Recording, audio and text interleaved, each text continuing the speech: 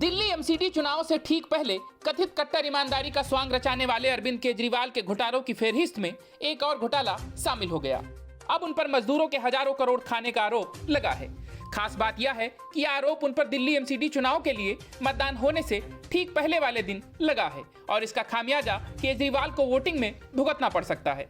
केंद्रीय मंत्री अनुराग ठाकुर ने आम आदमी पार्टी और अरविंद केजरीवाल पर निशाना साधते हुए कहा कि केजरीवाल ने दिल्ली को लालू मॉडल दिया है, यानी भ्रष्टाचार का नया मॉडल, और भ्रष्टाचार आम आदमी पार्टी का शिष्टाचार बन गया है। कौन सा ऐसा वर्ग है जिसको अरविंद केजरीवाल जी ने छोड़ा है? यहाँ पर वो सरकार है जहाँ पर एक नहीं कई घोटाले देखे जाते हैं।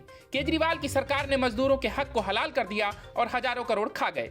उन्होंने आगे कहा कि केजरीवाल सरकार में शराब घोटाला हुआ है, उनकी सरकार ने लूटने का काम किया है और अब जो मजदूर अपनी कमाई के लिए एड़ी चोटी का जोर लगाते हैं उनके पैसे भी अरविंद केजरीवाल खा गए। गरीबों का हक मार के केजरीवाल मालामाल हो गए। अनुराग ठाकुर ने कामगार कल्याण बोर्ड में कथित धांधली का आरोप लगाते हुए कहा कि केजरीवाल ने दिल्ली को लालू मॉडल दिया। चारा घोटाला तो आपने देखा ही होगा, यहाँ तो ऐसी सरकार है जहाँ कई घोटाले हुए हैं। ऐसा कौन सा वर्ग है जिसको अरविंद केजरीवाल जी ने छोड़ा है? उन्होंने मजदूरों के हक को हलाल कर दिया और हजारों करोड़ रुपए खा गए। अनुराग ठाकुर ने केजरीवाल सरकार पर मजदूरों के नाम पर बड़े घोटाले का आरोप लगाते हुए कहा, मजदूर कामगार कल्याण बोर्ड के नाम पर जो 1000 करोड़ रुपए जमा हुए वो अरविंद केजरीवाल और उनके दोस्त लूट कर खा गए।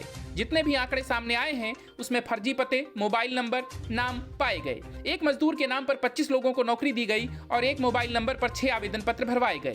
यही नहीं, उन्होंने कहा कि आप सरकार शराब, शिक्षा, डीटीसी बस घोटालों में शामिल है और यहां तक कि मजदूरों को उनके अधिकारों से वंचित करती है।